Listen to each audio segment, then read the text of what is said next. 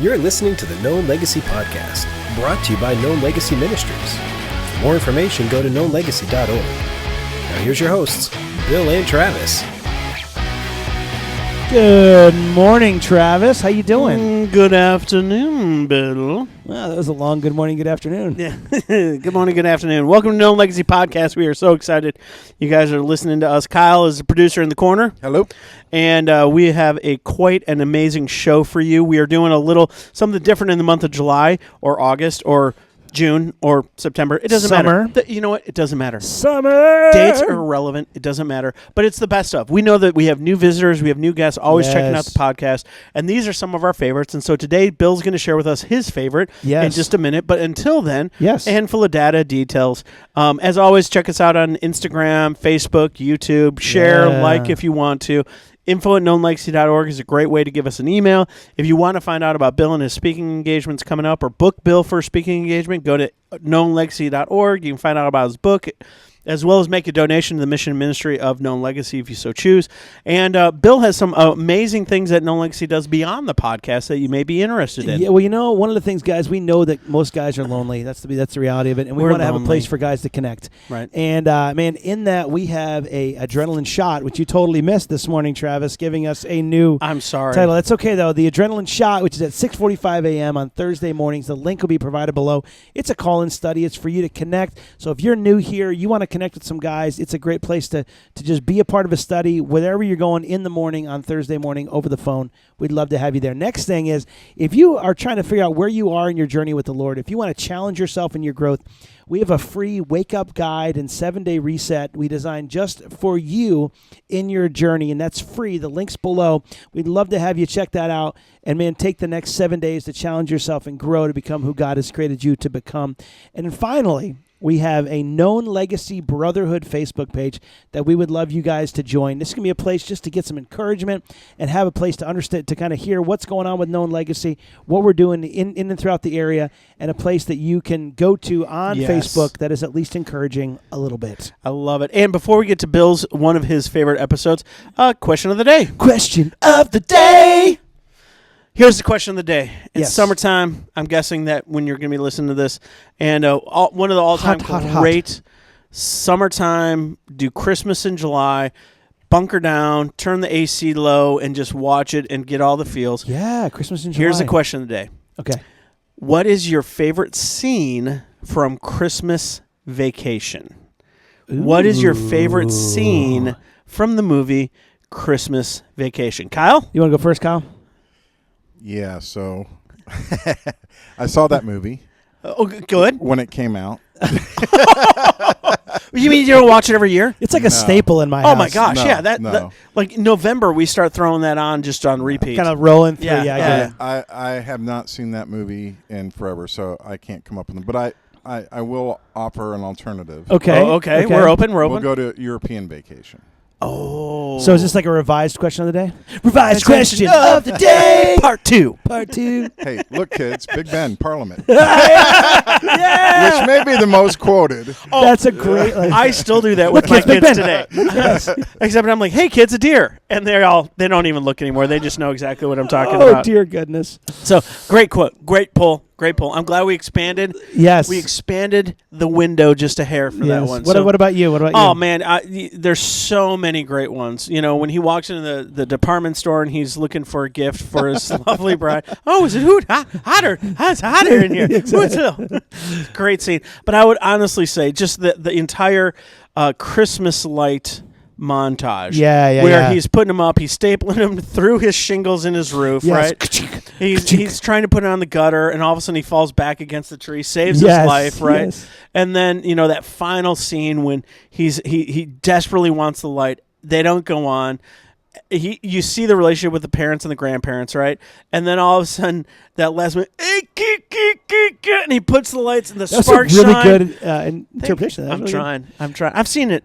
I've seen it a few times, so I know a few things. I know a few things. You know what I'm saying? Yeah, that whole thing, and I love it. And part of the funny thing is you can't see it, but we have about 30 different items plugged into one outlet right now, and so I think it's the garage. That's what made you think Christmas Vacation. Yes, I love Absolutely. It. Yeah. What about you, Bill? So part of that where he's holding on to like the gutter and it shoots the ice. I don't know, Margo. Exactly. Why is the carpet wet, Todd? I don't know, Margo. That's probably my favorite because we still quote that in my house all the time. Love it, love it, love it. It's not going in the living room. You can't talk to my wife that way. I wasn't. All of it. That's so good. I know. It's such a good movie. Christmas Vacation. Dude, when that song hits. Oh, it's so good. I'm all in. So anyways, Bill, introduce us to the video we're going to watch today.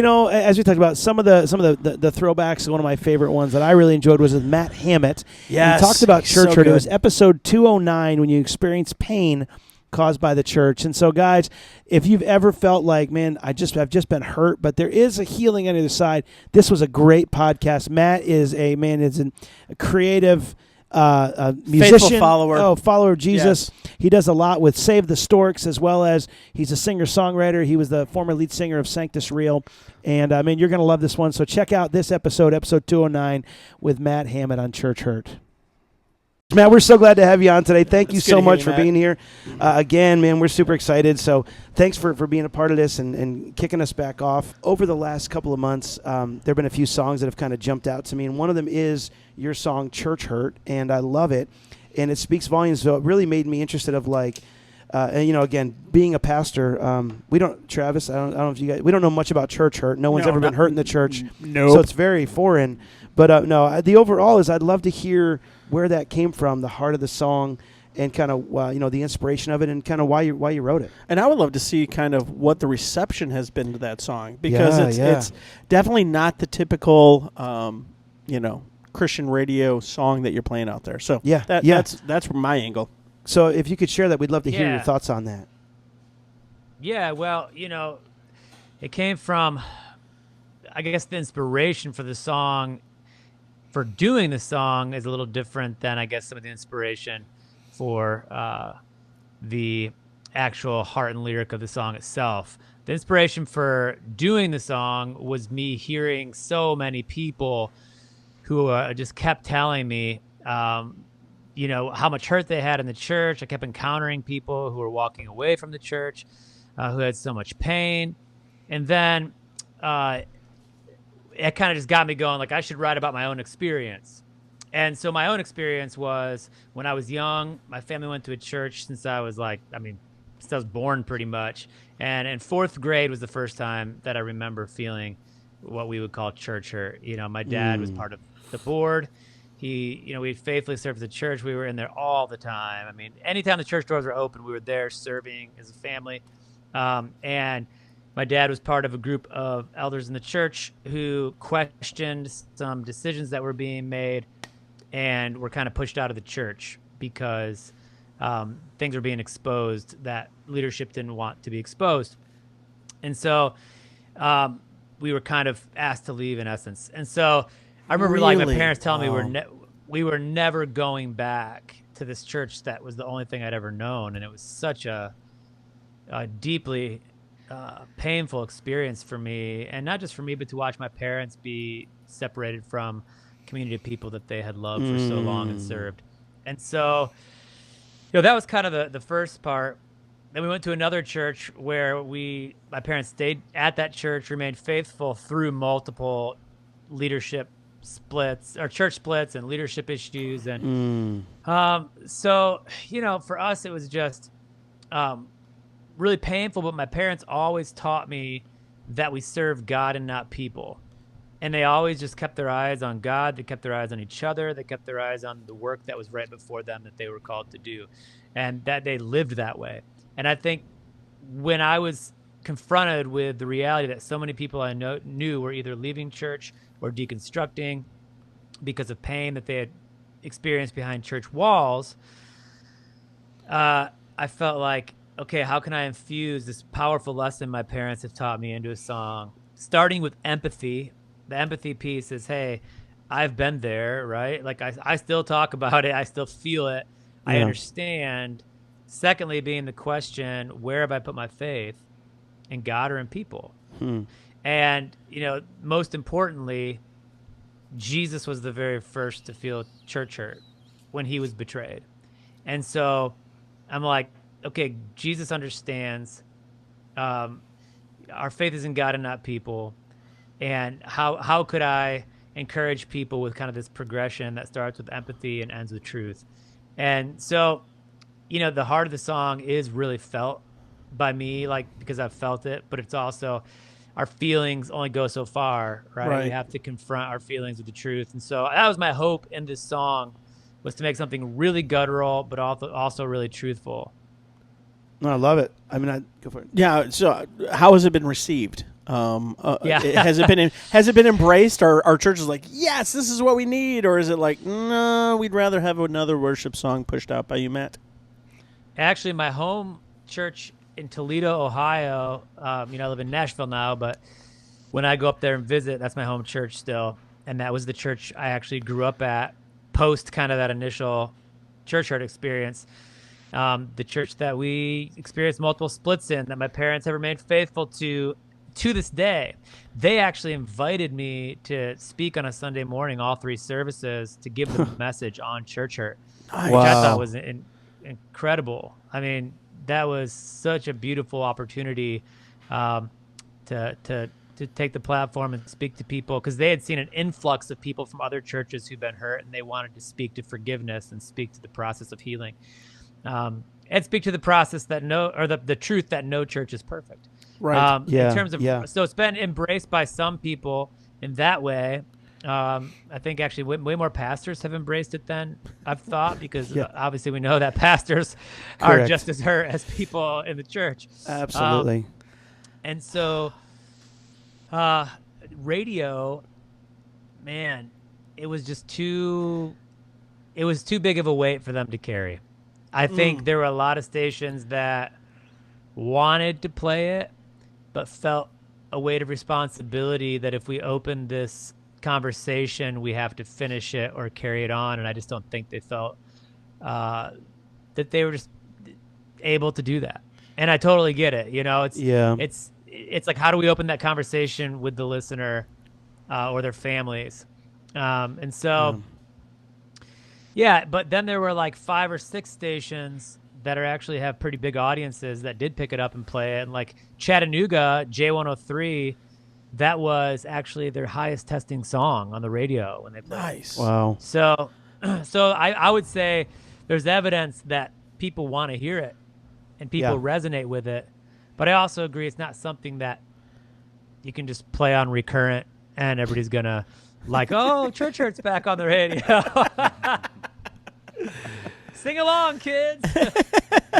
But I think it speaks to the bigger paradigm of honesty and authenticity. Yes. Like there's this moment of like, hey, we're all messed up. I mean, I'm finding that more of every time that I read the scripture, my lens right now is like, wow, everyone's broken all the time.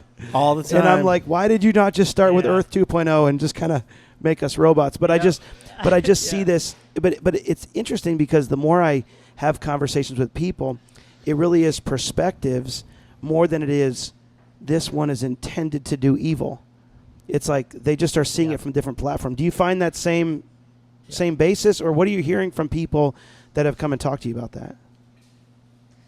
Yeah. So ask it one more time. It's not like, okay, Tom, this guy had some giant desire to want to take the church down. He just had a different perspective than Susie, who was hurt this way, and instead of trying to work together, they're like, no, I'm right. Are you finding that too, or what are you finding as you talk to people? I'm finding most people's stories and I obviously get a lot of them, are, I think, just lack of willingness to openly communicate with each other and work things out. Like it is. I think it's like differing perspectives, like you're saying, like, people think or feel this way, like you said, like Tom or Susie or whoever. And then this other group feels a different way. And it's almost like politics. Like instead of getting together in the middle of the aisle to work it out, they just like keep distancing themselves from each other and getting angrier and angrier, And then there's obviously the stories I get of abuse from both sides, pastors feeling abused by people in the church who have no respect for them being people and having lives, and no empathy or grace for the pastor's journey in terms of them just finding their own way in the pulpit and being a human. Yep. And then same the other way around, leadership who maybe has abused or manipulated. And we all know those stories are real, but again, it comes down to the fact that somebody is literally putting their faith in a person both ways, right? Right. In you and not in God. And that's just the nuts and bolts of it is what I see. Yeah, no, I love what you're kind of that whole idea, the people side of it, dealing with people and just the messiness of it all. Yeah. I mean, go for it. No. I just, as you're talking, the litany of individuals that have allowed their view of God be tainted. How does Duke always say it? Don't let people mess you up about God. Let God straighten you out about people. Yeah, that's it. And I think that's where we've missed that a little bit within our church. And the hurt goes both directions. And I think for me, the thing that keeps coming up is we love hurting each other over personal opinion stuff. It's not even doctrine stuff anymore. Yeah. It's just personal opinion stuff. Yeah. And I wish that we were able to in the church say, hey, we have core doctrines that we hold in a tight fist, absolutely, and we don't let go of that stuff. But the other things we're gonna argue about, we're gonna have some conflict about, but we're still gonna love each other in the midst of the conflict. Yeah. And we're still going to commit to each other to be on the journey long enough to sort it out. You know. Yeah. I mean, when Jesus turned to Peter, who had been on that journey for a long time with him, and basically said, "Hey, get behind me, Satan." We kind of read that line and we're like, wow, that was a pretty intense line. Could you imagine Peter sitting there and like that's a curse on him? Yeah. Like the hurt that came from that, right? And then you see a few chapters later, Peter all of a sudden denying Jesus and the hurt that comes from that. And the important conclusion of that is seeking reconciliation and forgiveness. And it's like because we're such a consumeristic culture, we don't seek reconciliation, which is truly the gospel on display, reconciliation. We go for comfort. And so I'm uncomfortable here. They're disagreeing with my opinion, and I'm not saying this is your situation, Matt, with you and your family, because if there's ethical things that are happening there, you got to call it out. And if they don't respond to it, you got to shake the dust off your feet and say, this is no longer a place of peace. This is engaging in the evil of the world, not pursuing the posture of Christ in that. Yeah. But we just don't engage in that process of reconciliation. Yeah. We don't do it in our marriages. We don't do it in our churches. We don't do it in our culture. I don't like it here. I'm going to go to a different restaurant. I don't like it here. I'm going to turn off the movie and do something else on Netflix. Very consumeristic, yeah. Very consumeristic. And I think that's feeding into this church hurt that so many people have had so long ago. Yeah. And they're still holding it and having it never been reconciled with forgiveness and with grace and with that deep love and appreciation for each other. Does that? Yeah, that makes sense. Yeah. No, that makes perfect sense. In fact, I'm kind of intrigued. You said you spoke at the church in Toledo, and I was like, what was kind of your encouragement, or what was your wisdom that you shared with them during those Sundays? Because I feel like this is a big thing, and there's not a silver bullet. It's not like, and now we do this. It's but what did you share? What kind of wisdom did you share when you talked on that Sunday? Yeah, so basically, so I started out by sharing a little bit of my story, with the church, and talked a little bit about every community, that holds these stories of hurt, that we're not alone, and talked about some of the stuff that's going on in culture too, in terms of like the Mars Hill podcast, the Hillsong podcast, Shiny Happy People, all these documentaries about deconstruction that we see. And I feel like culturally, we keep seeing these stories that leave us kind of in the rubble, just looking at the mess, going like, okay, well, that's pretty horrible.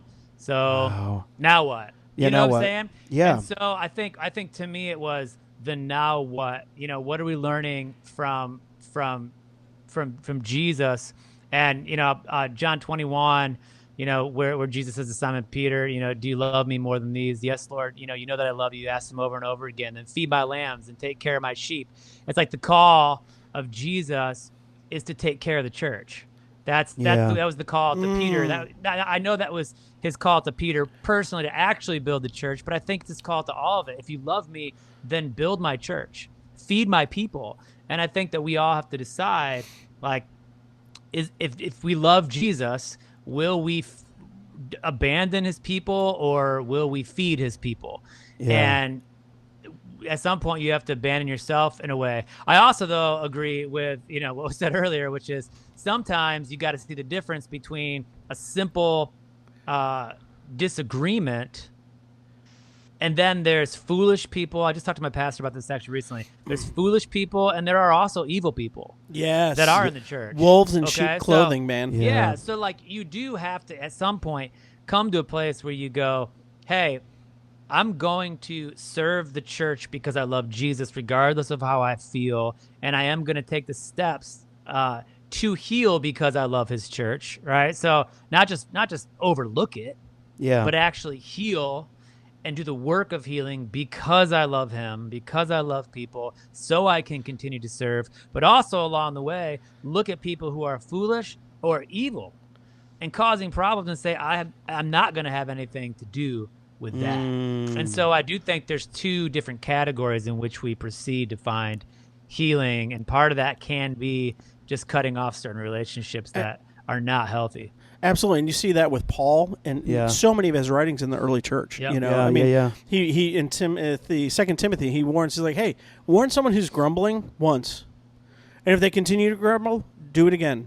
But if they continue to grumble again, cast them out." And I think it's this: do we have a posture of confrontation, in the sense of, am I willing to receive criticism? Let's do criticism instead of confrontation. Am I willing to receive that, process through that with the lens of Christ, saying, where might I be wrong in this situation?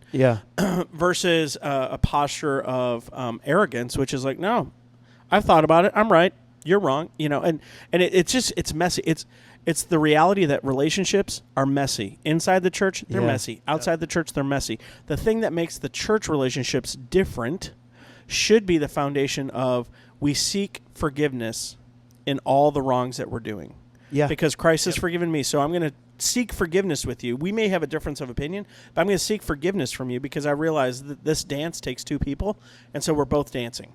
So let's figure out how to dance in such a way that Christ leads, not me in my opinion and not you in your opinion, but we are both following Christ.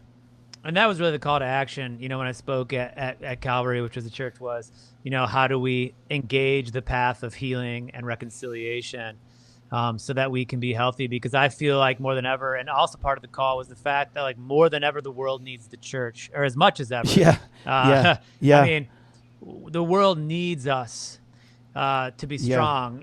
Part of my message is that the church is the greatest force of good in the world. We feed more people. We free more slaves. Bride of Christ, baby. The bride of Christ is out there in the world, loving people who nobody else loves and solving problems that nobody else can solve. And so the world needs us to be strong and healthy and whole. And we can't do that if we're not addressing this issue. I feel like it's so important to address this issue. So let me ask this question, Matt. Having kind of sat with this at a level that I don't think many people have. If you were to have a conversation with a guy at a cigar shop or a coffee shop or somewhere, and they were dealing with church hurt, that something that had happened maybe years ago or recently, what would be some words of wisdom? What would be some encouragement that you would have for them as they begin to maybe finally engage in that process of reconciliation, that journey of restoration of a broken relationship? Yeah, man, I think something you said earlier is just really important about how it takes two. I think so many people are focused outwardly on what happened to them. And it's really the most difficult thing to have to ask yourself some really hard and difficult questions about what is my responsibility in the journey forward for me. That is the most important question we can ask, because we've already spent so much time saying what's their responsibility. What is it that they did that hurt me? We're dwelling on that constantly. Like, if we don't come to a place where we're willing to, like, look inward or look in the mirror and say, what part of my response to this contributed to my pain or has not allowed me to heal or someone else to heal, I think until we do that, we're in big trouble. There's no way forward. It's funny. I'm noticing this pattern as we talk. It seems like it was like to have a heart of restoration first and foremost. Again, I think that's how we separate the wolves from the sheep. Do you truly want to restore, or are you just here for your own selfish device? This whole idea of us having this heart to go, Is my goal restoration? Right. Is my goal, I want to see this, or is my goal, I need you to hear what I'm trying to say and take it or leave it? I think that's a big thing that you can find in the church where these people are hurt, and it's like, no, I just need you to see what I'm saying. I don't really care what you're saying. Right. But instead of going, I need to have a heart to listen. What are you trying to do? And then finally, but I do know that I took some blame. Like, part of this is my fault too. You lay out your thing on the table. I'll lay out, I lay out my heart and my issues. You do the same. And then we seek to either go, can we work this together, or can we peaceably move forward? Yeah. Empathy. Yeah. Empathy is the ability to understand to some degree where the other person might be coming from. Yeah. And why they're coming the direction that they are. That doesn't mean that you always forgive it. I mean, again, Paul was bold, man. He went into some of the churches and he wrote letters. He's like, you got to kick these people out. Yeah. Because their sin is such that it's actually destroying families as they're trying to follow Christ. Yeah. So you need to kick them out or keep them on the edges, treat them as if they are a stranger, right? Yeah. Or treat them as one who no longer believes. But you do have to have that, and that's why I think the ethical things are so important. I mean, the things that take down most leaders within the church are our pride, our sexual infidelity, our embezzlement of funds and resources, greed, absolutely. Yeah, and that's why when Paul's writing to Timothy and Titus, these young pastors within the church, he says, "Hey, if you want to know who you're looking for the leaders, make sure they're mature in their faith. Yeah, that they understand this reconciliation process. That they're not new to this. They may have all the understanding, but if they haven't journeyed through the difficulty and the mess of community, then be wary of that. And then make sure you look for someone who's the husband of one wife. Yeah. Someone who's not given over to drunkenness. Someone who is not motivated by money. That doesn't mean that you have a life of poverty as a church worker, but make sure that they have a different perspective about money where they're not trying to make the money. They understand the money is actually God's, and we are simply vessels that use it for Him and His glory. Yeah. No, I agree with you, and I think that's it. It's this heart to restore, because the world really does need us. To fight for it. Because we forgot the bigger picture, that man, this is about the hope of Jesus. This is the only hope in the world. And so with that, we have this opportunity to stop and say, God, this bigger picture is we're working together to bring hope to hopeless people. Can we see that? So funny how God will set things up. We were getting going, and we kind of want to start at 10 o'clock. You guys don't care when you're listening to this, but yeah. But all of a sudden, Bill, in the middle of this, and he picks up his coffee, and it starts to spill, and then he just pours over the whole table, all the electronics, I fumbled everything. Beyond anything. And he was so like, I'm so sorry. And Kyle and I, the producer Kyle, we're like, dude, it's all good, because Kyle and I, with empathy, were like, that could have been us.